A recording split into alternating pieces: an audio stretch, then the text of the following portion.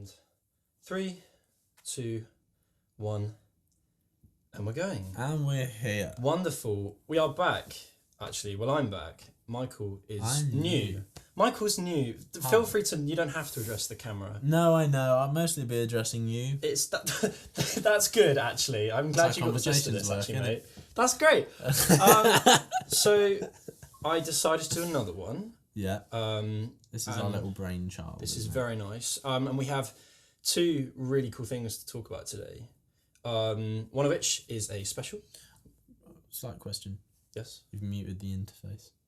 That's fine. Okay. I was just checking because I don't know anything about music production, and that's bleeping at me. Well, it can stop if you want. There you go. Lovely. There we go. That's made me more comfortable. That's right, we can cut all this. It's absolutely fine. Jokes. I said that in the last one. I didn't cut anything. You didn't cut anything? No. I know you lied to them. Right. Okay. So we've got, to backtrack, we have 2 things to talk about today. One of which is a special / film. Yep. And the second of which is an album that came out, how recently? I believe it was at the beginning of 2020, January or February. My heart says January. What's good about this is that I am very passionate and have watched a lot of, or have been entertained by a lot of the first one. Yep. And it is flipped, and the next one I've listened to once, and you've listened to. I've listened to several times. It's on my rapid rotation. Yes. A lot. So, we are going to begin this by talking about the incredible Inside Special by Burnham, which we literally just finished. Me for the first time, I've been saving it to watch with Chris. Yes. Because we began it together, it didn't feel right to finish it on my own. Although in the spirit of Inside, it might have been better to finish on my own. I don't know if it was something that was very good. Well, designed to be experienced communally. Well, may I say that I'm very touched that you finished it with me. And that's I fully expected you to go away and just be like, you know what, that first half was so good, I'm just gonna finish it. I am a patient soul. That's good. So I think I'll just begin by saying what are your first thoughts of, because obviously I feel very strongly about this thing that has been created. Because it is in my eyes just so I don't know. I feel like it's a work of genius that only comes around, let's say, once a decade, which is a big statement. So I'd love to know your first kind of thoughts on it. I was trying to sum it up in one sentence, and it's almost impossible to do because as a special, I don't feel like it's a comedy special. Like there were points there where it made me laugh, and there were points where laughing was the last thing in my mind. Yeah. Because it was so wildly inappropriate to do so, right? And it's just our skill, our innate ability as human beings to empathise with something and to empathise with a person who's clearly, whether that's a character or whether that's actually real, someone who's clearly going through it. And also we have the ability to empathise because we've all been through something similar, maybe not as intense, but at points, I'm sure, just as intense. Yes. So I was thinking about it, and I was thinking, this, as much as it is a exploration of society, sort of hegemonic society, particularly with the songs about Bezos and with the unpaid intern and Welcome to the Internet. Oh, yeah, the unpaid intern. All of these things. Well, there are these social issues. And it's the way we talk about them online as well, right? But fundamentally, it's an exploration of the self. Yes. I think it is not just inside Bo Burnham's mind, inside Bo Burnham's house. It's inside Bo Burnham's psyche. Psyche. That's a really good word. And his impression of the last year and how he creates this situation, this quite. It's a bit of a buzzword, but Orwellian situation. Stay inside your homes. Yes, yeah. And don't go out. And that's an oppressive thing that we all felt. We all felt confronted by that with no real explanation, but no expectation of how life would be. Yeah. And life ceased to be anything normal, and I don't think that's That's not news to anyone. Well, exactly. I mean, he says, if you remember at the very beginning of that special, he's like, please don't judge because this will be very stop-start, jumping around, and then he does a jump cut to the next song. And that's why I think, Bo Burnham's a director, so you can understand that everything in shot, everything he shows, is a decision. Has purpose. He made the decision to have those really slow zoom-ins and those wild throw you for a loop jump cuts. But I felt as if with those jump cuts, we were so confronted with new things. It was symbolic of the mind racing, the sort of fractured sense of self, appreciation of the world around us and how that affected us both emotionally and structurally. That's what got you the sort of almost sort of manic swings from side to side, right?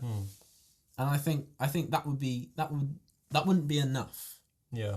Because that after a while gets repetitive and derivative. Yep. And it becomes just... It's like when horror movies, they do that thing where they go, so everything's really quiet, it's really quiet, bang! Yeah. And then once you've done that once, twice, you go... A third time is... A thing where, right, okay, so a scary thing's going to happen. We know it's going to happen because it's signalled by the quiet. And I'm prepared for the bang. Yeah. And it's not going to be as effective. Yeah. Whereas with Bo Burnham's, right, it did have the change, the flip, the what am I, what is this, kind of the continual questions of what am I, who am I, how do I behave, what is this thing that I am confronted with and how does it affect me? Yeah. Speaking volumes of how we as a society, certainly a Western society, are very performative now in all things we do. And I think it was a brilliant deconstruction of performance. Yeah.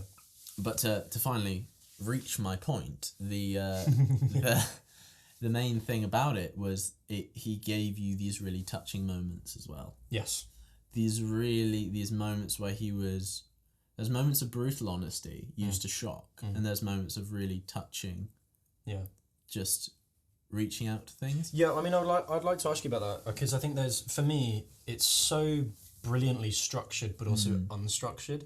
Yeah. It's like it will go from being, okay, I feel like this is coherent to like batshit crazy, like where did that come from?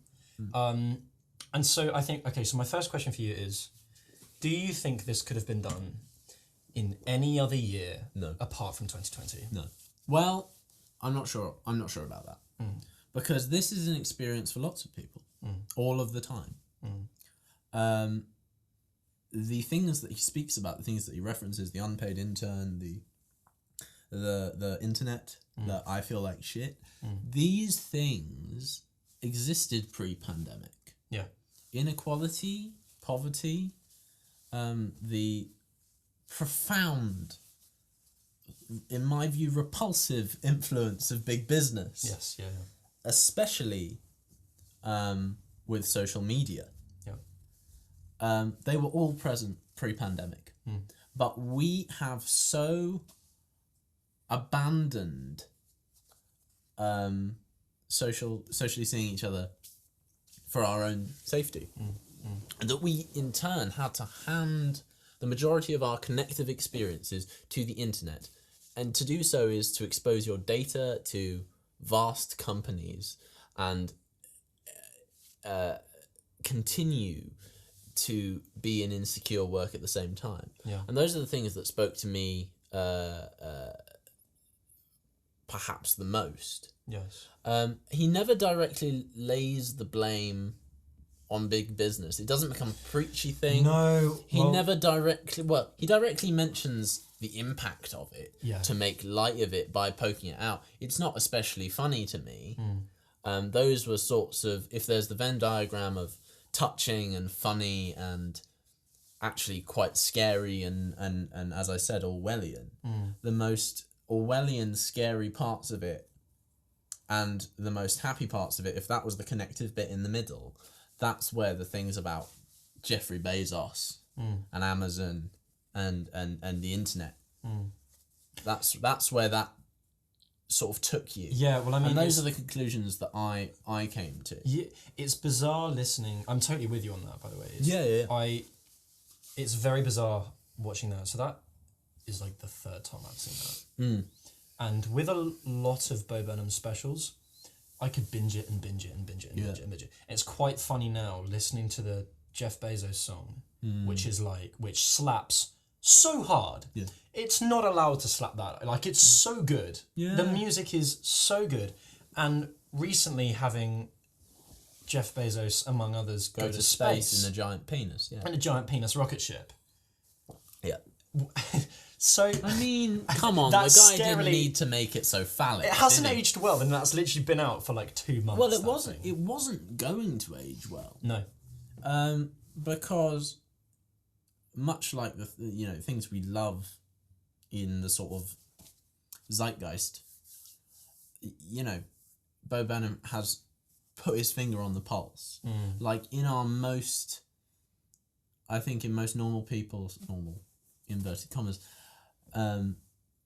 experience, there are these manic moments where you think, God damn, what is going on? And that does confront me every day. I know Jeff Bezos went to space at the same time as inequality here, there, and everywhere, right? Gentrification, all these social issues which are fixable. They are fixable. We could take all the money if Jeff Bezos decided to take all the money he spent on building the penis rocket, and spend it on fixing homelessness in the UK. He could do it. Yes, but is the grossest choice. Is the fact he chooses not to, and the man has that amount of power. And chooses not to. That is a scary world to live in. That's just one attribute from the whole show. The thing that saddens me, it is a little bit of a tangent, but the thing that saddens me is that space travel has almost been gentrified and is no longer. I agree with you. Is no longer about curiosity and about discovery and about pushing the Star frontiers. Trek thing, right? Of a new frontier. It's like, how can we build a hotel on the moon? Yeah. And it's like, I don't want a hotel on the moon. Also, it has to be said, whilst we're on the subject, Richard Branson, he didn't go to space. He got very close to space. He got into essentially what is a very, as I understand, basically it's a space shuttle. Yes. And NASA did that in the 60s. The Virgin Galactic. The Virgin Galactic thing, it's a space shuttle. I saw that. We did that in the 70s. Yeah. Big business will spin this as, here's what capitalism does for you. You, never before, unlike ever before, will have the ability to go to space. Right. And truth is, no you won't, because you don't earn enough. The second thing is, all the advancements that we needed to reach this position were safeguarded and initially developed by the government. So, this isn't brand new technological innovation. It is, as Aaron Bastani, left-wing journalist based in the UK, name drop, would say, it's just yet again this sort of beginning of the experience curve was in the 60s, right? And it's exponential growth. Yeah. And as I understand, we're in a sort of, if this was an experience curve, right, we're sort of here. It's started to pick up. And if you look at the development of rocket ships, they're 3D printing them. They can 3D print rockets. They are slowly but surely ramping up production of these things with an ability to socialize it. And as we get better and better at making rockets, the more people that are able to 3D print a rocket, the less valuable a rocket becomes. Meaning, it's the inverse thing of capitalism. As you get so good at producing these things, the price ultimately plummets, right? So you get monopolies and you get and ultimately you see a collapse in the market. You get artificial scarcity, right? And as I understand, that's what's sort of happening, and that whole thing in Bo Burnham's special, just to bring it back to that, was so present in my mind. It was a certain theme. It definitely was. I mean, there were other themes, but and then like the whole skit that he does where he's like got the man bun and he's like talking about, is your like brand awareness, like, is it in line with how social media is right now? Like, will you join something like Bagel Bites in the fight against Lyme disease? And it's like, that is so funny, and we cracked up at that, and we were like, oh my god, that's like, it's scarily true. But this is true. Yes, right. It is. We see this Pride Month. Pride Month. Fucking Skittles. They give up the rainbow. Or Absolute Vodka is against homophobia, and it's like, I'm sorry, who cares? Yeah. You know? And I say this as someone who's openly on the LGBT spectrum. Yeah. These... And do you give a shit? No. No, exactly. I've absolutely never had any desire to drink Absolute Vodka. Dude, had it. Vodka, let me tell you right now, vodka tastes the same if it has a rainbow on it or not. Yeah, exactly. Exactly. It tastes the same. And it doesn't matter. Yeah. Neoliberalism is what causes... and he addresses these things without giving them a name. Yes. He addresses these things... almost gives them a character. Yeah. Yeah. Yeah, he gives them a character. He sums up culture in such a way, but this is the strength and the ultimate derivativeness of neoliberalism, right? And this is not to make this a political podcast, but it's what he references in the special. You have people from diverse backgrounds, and you could have a right-wing politician, but if he was... And he could cut benefits, but he's gay, so we've made progress. But he's not, you know? No. He could be a gay politician and he could cut AIDS healthcare, but people would still say, oh, he's gay, so we've made progress. These people wouldn't reach these positions in the 60s, and okay, they wouldn't, but the political decisions they are making don't exactly make them progressive. And that... Do you think then, sorry to... No, not at all. So do you think... Because, I mean, we are straying off a little bit, but I think it's in line with the themes of what Inside follows. Do you feel like, as a society, we are past the point of... And I think the answer is yes, without even trying. Of like, it's, you know, the almost... Let's take the LGBTQ plus thing for a second. And it's like, am I right in saying that the gay community, queer community used to care, but now it's like they don't care. Like it's no longer enough to just say, hey, look, we've got a gay character in our thing. Don't you like that? Isn't that what we're meant to do? Yeah. And they're like, no, like it's actually done the opposite now. Like, yeah, I think there's increased diversity in things, and that's good. Totally. But it's not the be all and end all. No. And this is not to criticise any specific actors or performers' choices. But I just feel like, certainly in my experience, I don't care whether a character in a TV show... Well, I don't particularly care that a character in a TV show is gay. I just care whether I empathise with them on a human level. If it's a good TV show. Exactly. And it's like, Mark Hamill spoke about this at it was either the Oxford or the Cambridge Union. And he's always asked by fans, do you think Luke could be gay? Okay. And he goes, well, there's never anything to indicate he's not gay. He very well might be gay if that's how you read his character. Yeah. Judge him based on his merit, on his morals. Yeah, I'm so with you. And on his decisions. And I think it's great to see more representation in films. And of course, the best stories will come from a diverse background of people, and we should have all sorts of inclusion in things. This is productive, but it's not where we stop. Yeah. And we have to look at things in terms of policy. Yeah. And what too often these things can be used as a smokescreen to detract from the quote unquote real issues. Yes, I agree. It's hey, look at this TV show that's we think is really diverse. Don't you think it's really diverse too? And it's like that's taking your attention away from they're doing other it. Things. Yeah. It's a very complex thing to unpick. It is. Because people think, or at least I've found that you can get the wrong idea, or people can get the wrong idea of you because they think, well, if you don't like this thing, then you're anti-inclusion. You think that all we should see in books, TV, film, music, culture in general, our politicians, our leaders, should be patriarchs, white, straight men.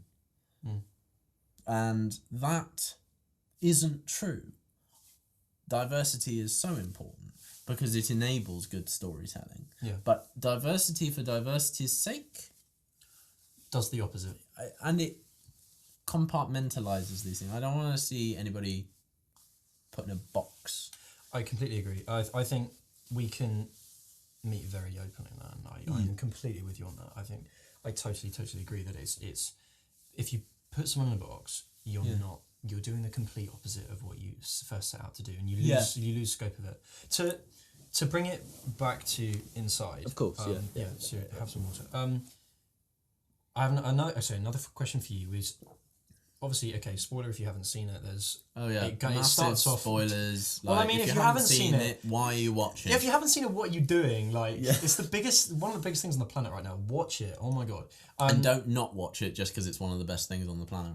Don't not watch it because all these people on TikTok are doing stuff like that, which is fine. Like, by all means, celebrate the art, but don't watch it. The revulsion in your voice when you just went, these people on TikTok. Well, I hate, honestly, dude, with the way that my music stuff's going. If you can't beat them, join them. I'm gonna have to very soon. But that's fine. I have respect for the people that do it correctly. Anyway, so inside. So there are moments in the piece where and it is a piece. It has to be said. It's a piece of performance art, in my view. Yeah, and where there's a scene where he breaks down crying, and there's also a scene where he's trying to do a take of something. It's almost like a behind the scenes thing, and he fails and fails and fails and fails and fails, and gets angry, kicks stuff over, whatever. Now, my question to you is, how much of the piece, be it those scenes or others, do you think were scripted and or real? Right. Well, I think So I want to hear yours, and then I'll give you my answer to this. Okay. So my feeling is this, that ultimately all of the pieces in it came from a very true place. I think for the purposes of performance, they might have been exaggerated. If I think about the production of it, I think the majority of them were perhaps spontaneous ideas, but the production was such, it sent such a message to the audience, it was so layered in direction that they were planned, but all of that was to make a wider artistic point. I don't mind so much that this is faked, because to go to a comedy show, to go to any show and assume that all the things that you're watching are absolutely 100% true all of the time and none of it is performance is exactly what we want to believe. It's stupid, yeah. But that's not true. The beautiful thing about humans in general is that we can write things that we can lose ourselves in, even though our objective mind knows that it's not real. And we accept that. And we accept that, and we know that's the game we play. Where Bo Burnham shines in this, I think, is where he takes it to the next level. He really gives us these brutal moments to just reflect not only on his experience but on ourselves. And all of it's done, like, you know, there was the scene where he broke down crying, there was the scene where he got really angry, and then there was the scene where he played a video game as himself crying. And both of those things were performance, and both of those examined the self and culture at the same time. Because he has a lot of moments like that. So the video game one, where he reacts to himself, and then reacts to himself, reacting to himself, and then a third time reacts to himself. And then also the one where he's like playing the YouTuber guy. He's a like, streamer. Yeah, well, the YouTuber guy where he's like, "Hey guys, just want to say thank you so much for all the love," and he's holding the knife. I love that. Or the bit where he's with the sock puppet. Yes. Yeah. And they are all like, that's a clear point about structural racism or the influence of the patriarchy. All of these almost subconscious social structures that the majority, but you know, it's fair to say they make up a good part of our culture.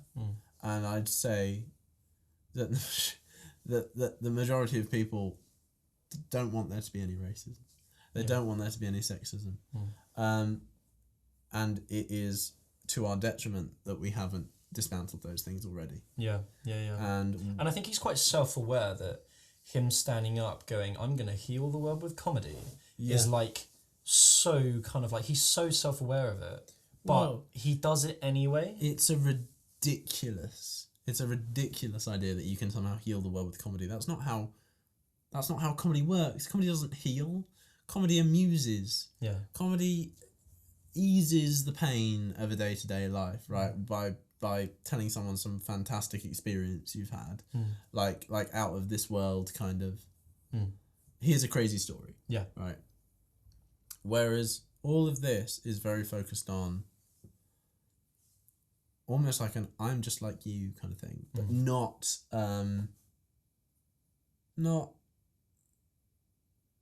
self-effacing, not for any kind of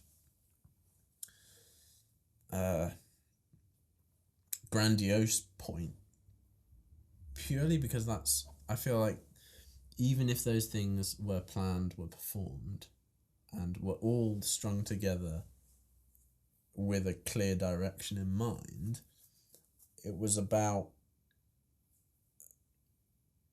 obviously it's about connecting with audience, but it's also about welcoming an audience into his own mind in order to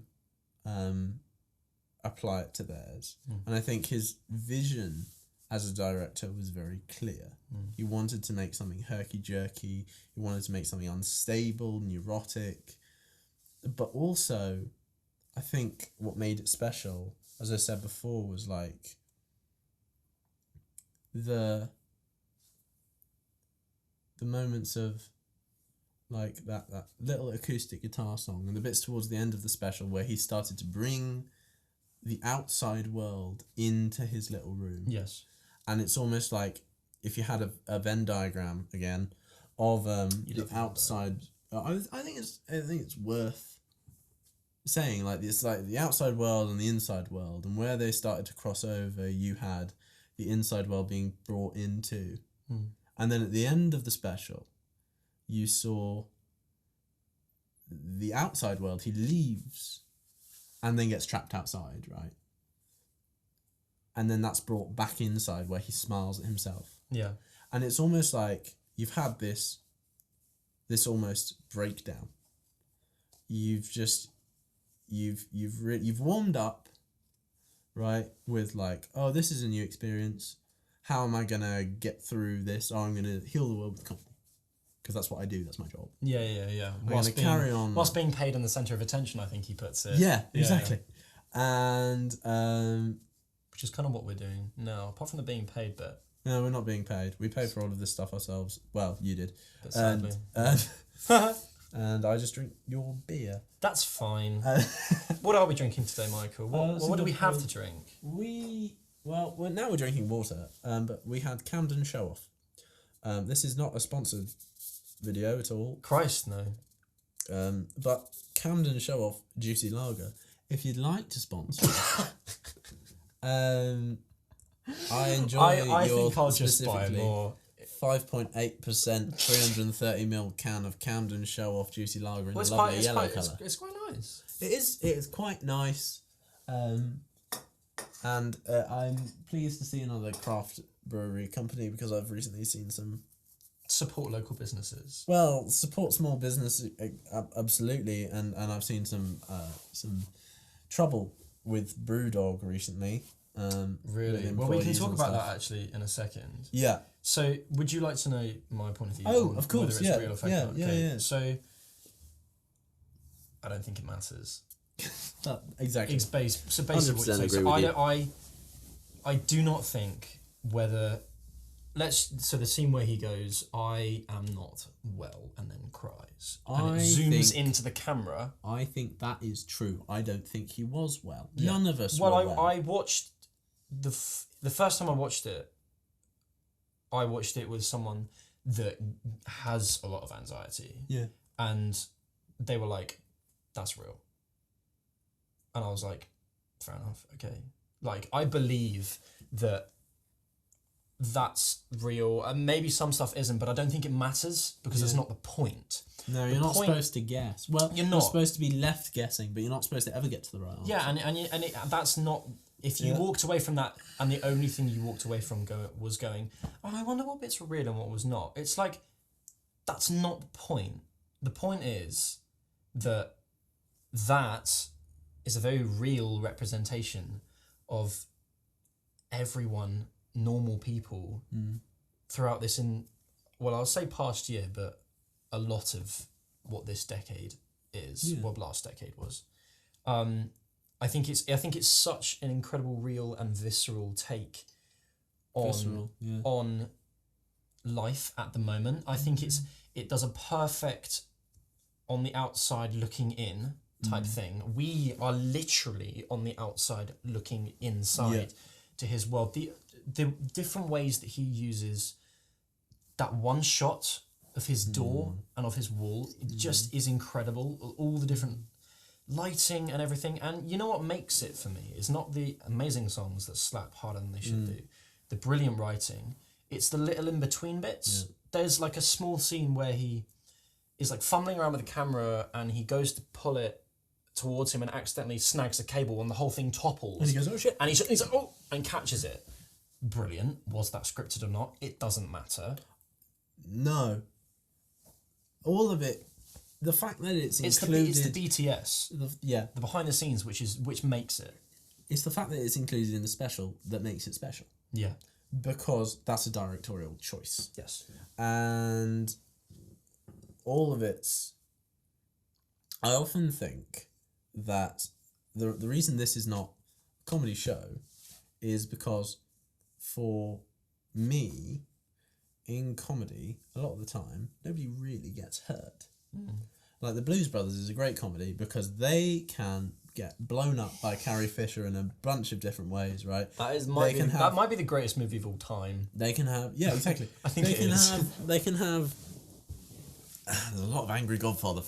I can hear them in comments. Oh, like, dude, The Godfather is insane, but like the blues, I think just because I love music and soul music so much, and it's got a roster of soul musicians. It's got Aretha. It's got James Brown. When my granddad Ray first got me to Charles. watch that movie, he didn't tell me anything about it. He was like, "It is a funny movie about soul," and so I was watching it, and I was like, "This is interesting." Is that James Brown? I was like, "What?" Oh my god! So and it's it's timeless. But they never get hurt. Heck, no, they don't. They get blown up by the Miami Police Department. The only ones that really get hurt are the Nazis, and even then the Nazis don't die, even though they fall from like 3,000 feet. You know, they end up in prison, but they're still playing a show. Yeah. So it's like they're doing Jailhouse Rock in the jailhouse, right? The reason it stops being a comedy is because he's hurting, and there's Schadenfreude, and then there's laughing at someone having a breakdown, and that's cruel, right? And because it's phrased in this, it's Bo Burnham, he's a comedian, it's a special. It phrases an interesting question, whereas, is this funny? Yeah. How do you feel about laughing at this? Yeah. And he literally asks you that. Because it's making you ask those questions, because he's asking you those questions, it's so cerebral that it becomes performance art. It becomes a show or a piece. And I think it's really interesting that you just called it that from the off. It is a piece. Yeah, it's a piece. And because it holds a mirror to the things that we all experience. Yeah. It's a piece, but my God, could it not be done as a TV series, a play, a book? Like, it could you could only do that way. Yeah. And the thing that I love is it incorporates so many different elements of the internet and modernity. It's like you have all the like music, comedy, art, lighting, let's say comedy, there's gaming stuff in there, there's YouTubing stuff in there. But it's so seamless, and I can hear all the influences in terms of music, of what he's getting. It is a big statement, and I think definitely a lot of people won't like it as much as we do, or as our kind of sub-generation has connected to it. So I guess my last question about it is, do you think that this can be enjoyed by everyone and understood in a loose term? Yeah. By everyone, or do you think everybody's understanding of it will be slightly different, because the way you connect with art, I think, is always based on personal experience. I think I just mean, like, in terms of, like, it's very, very, here's the internet, his social media, his anxiety, his staying inside, all these things that I guess, I don't know, what do you reckon the age bracket is that this is meant for, if it's meant for people of that age bracket? It's speaking to the problems that Gen Z millennials face. Because I think because Bo Burnham is himself a millennial. Yes. He's just turned 30. The guy is growing up in a very unique position in history. That's not to say any other position in history wasn't unique, but he is growing up at an unprecedented time, and that's a buzzword now, right? Unprecedented, right? Like, people take that for granted, but it's not a wonderful time to be alive. It's an incredible time to be alive, because you're constantly faced with the "they did what" thing every day. So that's who I think it's aimed for, but that is almost to connect with people. Could be misconstrued, I think, as preaching to the choir, preaching to the converted. Yes, yeah, potentially. Where really, who do I think should watch this? 40, 50 and 60-year-olds. Yeah. Or maybe 50, 60 and 70-year-olds. Because there's a bizarre thing, I think, especially in Britain, there's a lot of, like, almost hatred of young people, because the system is so skewed against us. You want to go to, and this is the same in the US as well, you want to go to university, rack up loads of debt. Yeah. You want to buy a house, too bad. We don't have any houses, and the houses that you do want to buy are massively expensive. And you want to live close to where you work? Well, you don't make enough from where you work to afford a house close to where you live, and also commuting is really expensive. And we know these things, and we will know these things in far more detail when we go to university in the coming months. But this is not the framing that the media puts on it.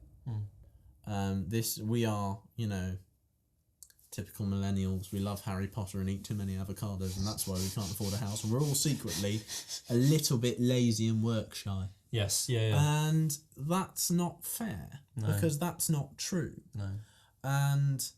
And if people could see some performance that was much closer to the truth, maybe that would start to help them change their own minds. Because I don't think it's possible, really, to change someone else's mind. But it is possible to help someone to change their own mind by giving them a new position on things, or facing them with an image that they're not used to seeing. I think it'd be quite interesting to show it to someone who's 70 and be like, this is actually a pretty good sum up of kind of this sub-generation of millennials and Gen Z. This is actually a pretty decent depiction of what it's like. Do you think that Burnham feels kind of in a weird place? He's like 30, but his main audience are like us and 20-year-olds, but he doesn't really fit into the adult bracket either. Obviously, he's an adult. You get what I mean? But it's like, do you reckon he feels in a kind of weird limbo? And I almost feel like that's the condition of the 30-year-old generation. Yeah. I feel this very, very strongly because I feel like a lot of 30-year-olds feel as though there is a preordained path for them. Job or university, job, better job, pension, retire. Then you die. Bahamas. Ha! Death. Bahamas death. Right? That's the name of my EP. Die in a flaming pit of glory, pushed out on the back of a boat from an old people's home. Someone fires an arrow in the air, lands, off you go, right? To the next life. Into the next life. And then, successively, what happens is, the generation above 30-year-olds pulls up the ladder before they can get on. Like, I don't think... possibly Bo Burnham owns the house he made that in, because he's a rich man. Yeah. He makes a lot of money. Right? Yeah. But majority of 30-year-olds don't own their own home, I don't think. No. Certainly not in this country. My sister doesn't, and that prevents you starting a family. Because you don't want to raise a kid in a house that you might not be able to sign the lease this year, and now I've got a kid and I'm homeless. What am I going to do? That's a very real eventuality for a lot of people. So you feel like there is a weird kind of time that perhaps Bo feels like the comedy that he's done before and that he does well and who he speaks to are people in their kind of teens, 20s, late 20s. I think so. However, he's like, so that's what I'm going to do. And maybe that's where that song, Turning 30s, coming from, is that he's like, oh shit, like, how long can I keep doing this for? And in fact, do you think this is the end for him in terms of specials? I don't know. Unannounced breaks. He took a 5-year gap from performing for personal reasons, which he reveals at the end, which is an incredible moment putting an audience and artists. I don't think he's gonna necessarily make a special like that again, but I think he'll keep making things. He was a director in those 5 years. He made a film. Have you seen that film? I haven't seen that film. It's bloody great. Exactly. Right? Really good. And that guy in itself, so 8th Grade, the film that he made. Yeah. I knew it was Is something like that. very much like, I think to sum it up, like it's obviously set in American high schools, so we're kind of like, as a UK kid, I'm kind of like, don't connect with that bit, but it's very much like, it does such a good, it handles really well the whole, here is a teenager on their phone, look how damaging it is, but it like, That's a does cliche, it really right? well. It But does it so well that you're like, oh no, shit, I actually do that. And it does, obviously, like, we don't really have this in the UK, but it has the whole thing of like, here are some kids whose bodies are going through crazy changes and they're going to a pool party and they're all going to get in a pool together and eat pizza. How weird is that? And it kind of goes, this is a weird thing. We make these kids do weird things in a really weird time in their lives. So again, no species on the planet does it. no, either. No. only Why ones. do you do that to your young? Lions why do you do that don't to them? have swimming pools. No. Or and pizza. They do pretty well, actually. Yeah. I totally recommend you watch that. Yeah. To draw this whole inside thing to a close, Yeah. I think, before we move on to the next part, I think this is such a perfect kind of work of, dare I say, genius. Yeah. To come along. I think it's incredibly special, and to be at the stage that we are in our lives, and as old as we are, that makes us sound really ancient, we're not, but you know what I mean, as when this comes out, and to be able to connect with it both on a haha level and also a level. Well, this is the thing. It's good. It plays... So just sum up for me your kind of thoughts going forward after having watched this. Has it changed anything for you? Changed? Not necessarily. I feel like for other people it would have made them aware of certain things. And that's great. Wonderful. Brilliant. I was tuned into these things, knew I was a victim of the things that he's talking about before it happened. It's just the pandemic just heightened it. Made everything all the more obvious. But I will say this: what Bo Burnham's Inside does is it makes it plays on the thing of Jimmy Carr once did a documentary, I think it was Jimmy Carr, on why do we laugh? Why do we find things funny? What is the evolutionary reason for that? Okay. And it was like, his theory was that a ha-ha moment is very similar to an aha moment. Because in a lot of comedy, in traditional comedy shows, in like the Greg Davies special that I watched, in any comedy show, or like James Acaster, any of the other ones they've got on Netflix, it's a case of constructing a situation, set up, punchline, right? You are left sometimes with, once you hear the punchline, you have the realization, you go, aha, in your head, and you find it funny, and you laugh, right? So it's almost a problem-solving thing. And there's a couple times in the Greg Davies special where he goes, yeah, you're there before I am. Where he's telling the story and we've already realised what's going to happen. Yeah. And that's where we find it funny. Yeah. Sometimes the things we realise with Bo Burnham's special aren't funny. Yes. And I'd say, the in fact, things, quite a lot of them are. Yeah. I think it's more not funny than funny. Yes, I think there's it starts off very kind of like, oh, this is nice and jovial. Good to see Bo back on the TV. Yeah, and then it becomes, it's like, oh, this might be psychotic. Yeah. And then it becomes, so it, like I said, it's haha, and then it's like aha, and then it's like oh. Yeah. But bizarrely, I do think it has a happy ending. I think it does, and I'm glad you brought that up, because the way it ends with he comes out of his home, and it's revealed that it's been on a stage this entire time, and a set. The audience applaud, standing ovation. Yeah. Cuts to him watching himself struggling to get back into his home. Yeah. And then at the end he smiles. Yeah. And I think that is like, he's content with his journey across the 14 years, as he puts it. You can read. Oh, that's really great, and I agree with that reading of it.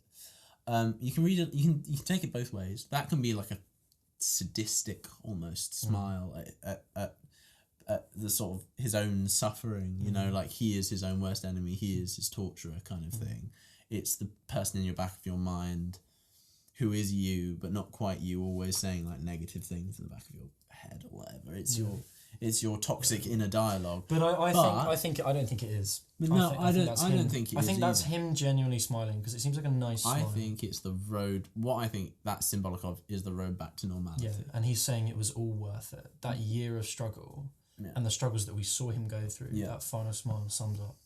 It was all worth it, and now he can rest and finish it. Because it returns to, this was a very bizarre comedy show. It wasn't really a comedy show. He leaves his house to then do like an almost Dick Van Dyke show comedy of I can't get back into my house. It's a bit, and he's not saying anything. It's very Charlie Chaplin-y. Yeah. Everybody's laughing at him. We think, oh, why are they laughing at him? That's actually really sad because objectively, someone being locked out of their house is a sad thing to happen. Yeah. Like, oh man, I feel bad. But in a comedy show, it's funny, right? Because he's suffering and trying to get back into his house and he can't do it, right? And we've realised in our head, like I was saying before, oh, he can't get back into his house and he's not going to stop trying. You know, none of us are thinking, oh, why doesn't he just call a locksmith? We're all thinking, oh, haha, it's funny. And then he plays that on his wall to himself inside his room again, where it's almost like mirroring the audience watching it inside their rooms at home, with the return to normality being, this is how a comedy show is. This is how things are supposed to be done. Yes. With me laughing at someone else or even myself on my wall, you know, just doing something hilarious. You know. No, and I think that does perfectly sum it up. Well, I'm glad we've talked about that. That's been fantastic. So, for the last kind of like third quarter of this, you would like to talk about an album. Would you like to introduce that? No? Yeah. So, this is an album that I took some catching up to. I seem to miss things. Yeah, I passed feel me that. by. Like, I feel that. Yeah. Inside passed me by. I didn't watch it until we watched it together. Yeah. So I'd heard of Arlo Parks because she did a track on Easy Life's EP Junk Food called Sangria, and I really liked it. It's a great song. It's a great song. She has an amazing voice. Yeah. She released an album and she's actually got really popular really quickly. Her career seems to have skyrocketed. And interestingly, she also did a documentary for the BBC during lockdown. So this is Arlo Parks, Collapsed in Sunbeams. I believe the album is called Collapsed in Sunbeams. I'm just going to quickly check that in case it's not. I think you are right. So whilst you're doing that, so I mean, so this album I have listened to once, and then the kind of single songs I've listened to a fair amount. Yep. And I'm completely with you on that. I discovered it's Collapsed in Sunbeams. There you go. So I discovered Arlo through Easy Life. Yep. And that around the same time as I did. Yeah, I because imagine. the Junk Food EP came out. So as let's now flip the table. Now, as someone that is very enamored by this and has consumed a lot of this material already, talk to me about what this album is, what it gives to you, what you like about it, what you perhaps dislike about it, and Arlo as a person. Well, you know, Arlo as an artist is just great. Again, she's a very honest artist, right? And she writes from a very personal thing. Not all the songs, as is a common theme with Inside, not all the moments will be real, not all of the songs will be based on real experiences, but they contain grains of truth, right? I think that's really what we're looking for in our songs, is a shared experience, is a true sentiment. But I mean, the best thing about this song is just they are all, the subjects of the song are touching and mostly revolve around relationships, right? But the music is so soulful, and there's just this neo-soul vibe to it, where these songs have been written, they've clearly been workshopped with this tight band. I mean, they're so in the pocket. They just rock with each other and just allow space for these really touching, heartfelt songs, and they lay in the background, providing this really firm foundation to it. And yeah, I believe Arlo wrote all the songs herself. I'm pretty sure there were no songwriters That's on so it. commendable, dude. And her Tiny Desk concert is incredible. I think I've seen that. Yeah. And it's hopeful. Hopeful. Now, what do you mean by that? So, hopeful music. There's a song on the album called Hope. Okay. And the chorus is just, it won't hurt so much forever. Things will get better. Things can get better. You will manage whatever stress or dark thing you're dealing with. And I think that's such a powerful message, and I don't think it's one that's talked about enough. Certainly not in music. A lot of songs are really depressing. A lot of songs play the happy music sad subject song. Listen to any Motown song, it's "Why Did You Leave Me?" but with happy jazz chords, sort of wrecking crew vibe underneath it. So it just carries itself through this journey. I think there's a line that goes, "You let your pain out through the way that you sit," and it's just this perfect selection of that sort of paralinguistic communication where you're showing through your body language how uncomfortable you feel inside, and you're trying to shift it out of you just by the way that you sit down, the way that you do anything, the way you're feeling. It might not be related to your action, but it is shown through your action. Well, that's definitely the vibe that I got, is that the songwriting is very lyrical. And someone that reminded me of is Phoebe Bridgers.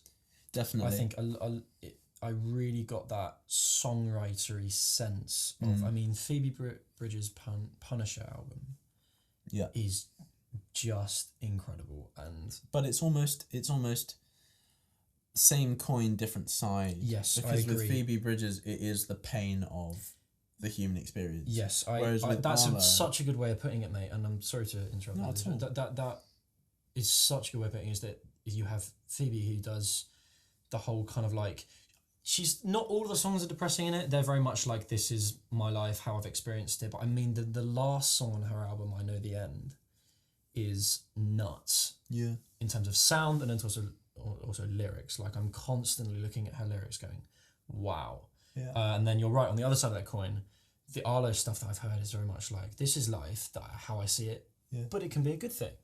Yeah. It offers moments of just, like Hope is a great song. But she also deals with the dark side of things, because you can't just go, everything's lovely. Everything's lovely. You know, albums like that are totally derivative. No, they are rubbish. But what it does is it provides this very balanced approach to things. Whereas sometimes a formula can be, let's write a sad song. People like sad songs. People use these songs to headbang in the shower. Yeah. Whereas it's like, you can have such bittersweet moments with people that you love. And I just found myself listening to the whole album and not feeling a moment tick by, just feeling captured in an experience, wrapped up in a perfect moment where it was me and the artist. And that's so rare and so special, to get an album that is that perfectly put together that you don't feel time pass. I think I had that with Theo Katzman's Songs in the Age of Vibe at the start of last year. Yes. His Modern Johnny. Modern Johnny sings Songs in the Age of Vibe.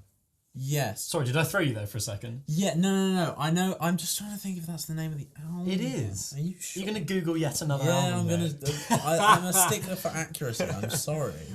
Modern Johnny sings Songs in the Age of Vibe. Age of Vibe. Yes. Because that's a very Songs in the Key. So I mean, I had that with that album. Yeah. Is that there are some fantastic songs on there in terms of like, these bang, these are great. Yeah. And then a lot towards the end of the album that are very much like, you kind of hear the lyrics and you're like, whoa, and you kind of get the, like, I was totally zoned by that album. So I 100% get where you're coming from with the whole Arlo thing. With the Theo Katzman album, great pieces of art do this, where they're like, here's situations I don't like. Like, I Don't Want to Be a Billionaire, off that album, and a few others. 100 Years From Now. 100 Years From Now. Woman Scorned was another one I was going to talk about, right? Woman Scorned, too. Those are brilliant, because his situation I don't like. Yeah. Caused by myself and also other people, right? Yeah. And then there's moments where he lets you in, like, Darling, Don't Be Late. and All's Well That Ends Well. Yes. There's moments where he lets you into the tenderness of grief and that experience, and grief and hope, and it's, you take the happy thing, you take the sad thing, and you just mix them together in the right amounts, and you end up with this ironic, bittersweet, self-effacing thing. Yeah. And I think that's always what I aim to do when I start a piece of music or start a creative project. Yeah. Do you think there's more music at the moment being written like that and in the vein of that? Or do you think that's something that's always been around? I think there's always been music like that that's been written. I think it's... For those that will listen to it. Yeah, and I think in recent times, it's... But these things are not going to enter the charts. You have to dig for these things, and we've been lucky. And I think you almost have to accept that. Well, actually, you say that, but Arlo has. Yeah, that's true. She's big. She's causing a stir, and that's really great to see. Yeah, right? And not in a douchey way. Like, if you follow her on social media, which you and I think both do. Yeah, I think we do. She's lovely. She's Yeah. brilliant. But the scary thing is, she's 19. She's our age. Wait, what? Yeah, right? She's our age. Oh, no, come on. She's I didn't know 19. that. Oh, I didn't know that. No, Right? I thought she was like 23 or 24. Yeah, right? I thought she was 23 or 24. Oh, hit me with a saucepan. She's 19. Oh, that's not fair, dude. I'm 19, you know? And, you know, of course there's a little bit of, oh, God, I wish I could do that. Well, you know, or I wish I was as successful as that, more than I currently am, Yes. right? Yeah. But Ouch. that's not to take away from how well she's been doing. She's done some amazing things, and she's written an amazing album. She 100% deserves all of the credit that she's getting. But it's just how she's able to let us into the tenderness of these. Bless you. Thank you. these really, tender moments with like. In one of the songs, I can't remember which one it is, it might be the first one on the album, she goes into this spoken word poem about her, I think it's her partner who's a girl, and just speaks about how, it's a poem called Collapsed in Sunbeams, and that's where the album title comes from, and it sort of sums up what the album is supposed to be. Okay.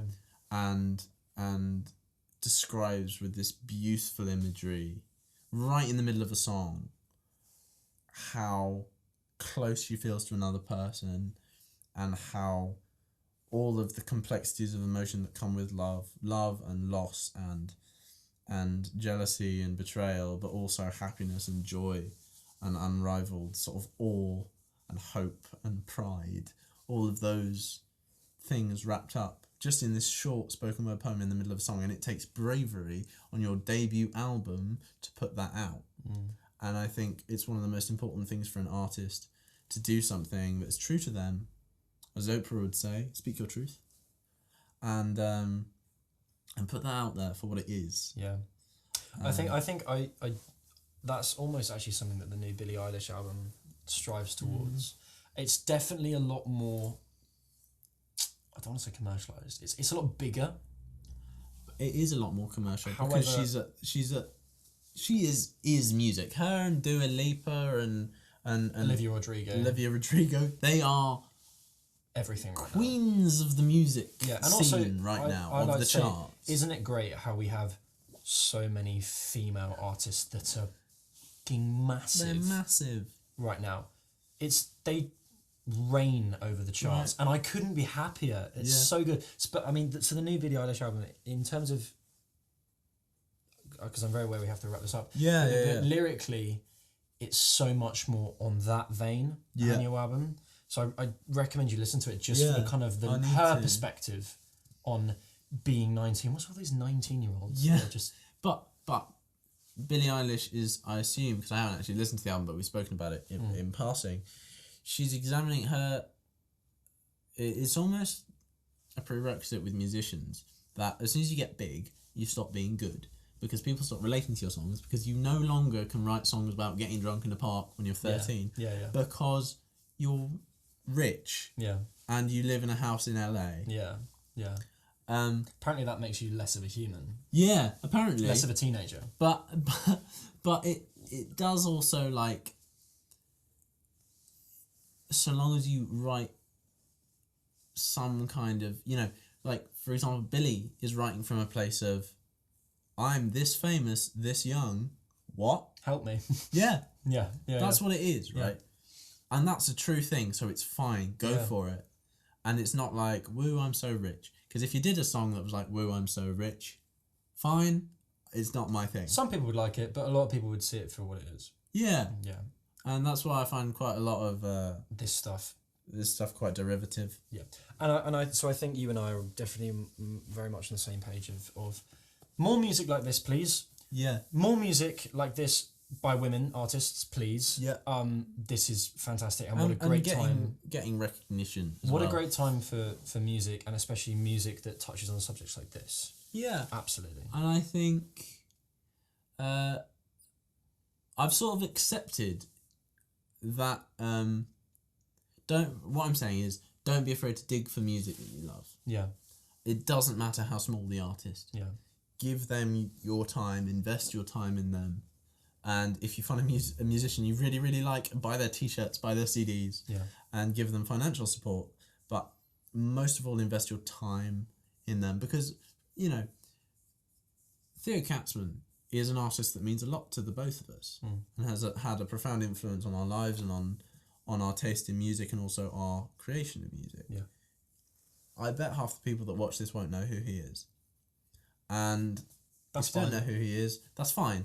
Check him out because he's great. Yeah. And if you don't like him, that's chill. And that's also chill. It's all good. It's all good. It's music, for God's sake. Like, if you like something else, go digging for it. Find more stuff like it. Find the thing you like, and leapfrog across all different artists, and don't box yourself into a genre. For that is what music is. And all of that stuff. If you write music, I'm sure that all of that stuff, like I listened to Arctic Monkeys, Theo Katzman, The Strokes. That was like my formative thing of music, and now I listen to jazz and rock and pop and the synthy thing. Dude, since I went to college and met all of you guys, my music taste just went. Yeah, but all of it inside you becomes like marinated, and you just start writing in this really creative way. Yeah. So it's all good, and I've accepted that most of the artists I like, they're not going to be in the charts. Yeah. And luckily, some of them are now, like Arlo or Billie Eilish's new stuff. I think I'm less likely to see music I like in the charts because of the influence of just big production companies and, you know, Warner Brothers music. But there's nothing wrong with liking stuff in the charts. It's all music. It's all good. You like what you like. Yeah. We won't all agree on liking the same things, and we just got to learn to live with that. I 100% agree. Music is for everyone, and what a brilliant time to be alive and to enjoy all of this different types of media, music, entertainment, and to have such a colour palette of all these different things. Absolutely. The thing I'll finish by saying is, like, Bo Burnham talks a lot about the dangers of the internet, right? And all of those are valid. But I don't think we would have had this without the internet. I don't think Arlo would have been discovered without the internet. Yeah. Nor Theo Katzman would get as big. I wouldn't have heard of him without the internet. Yeah. I wouldn't have learnt as much about jazz or music or anything at all if it weren't for the internet. Yes. So it is a vast cornucopia of things. Yes. But there's some good stuff there. Yeah. And if you just nurture your little spot of it, if you tend to that little garden of stuff, it will grow. Yeah. And you don't need to worry about what everybody else is doing. Absolutely. Michael, it's been so cool to talk to you about this, mate. I know you were really keen to do this. So, as with the one that I did before, it's so good to just sit down and force yourself to have a conversation about stuff that you enjoy and that you're passionate about. Have a conversation post-COVID is enough for me. Dude, I think just to have a conversation where you mean to have a conversation and to make it last a certain amount of time and to go through stuff is just divine. Yeah. So thank you very much for coming on. Thank you, man. Have you again on some other time. Absolutely. Awesome. I'll be back. Thanks so much.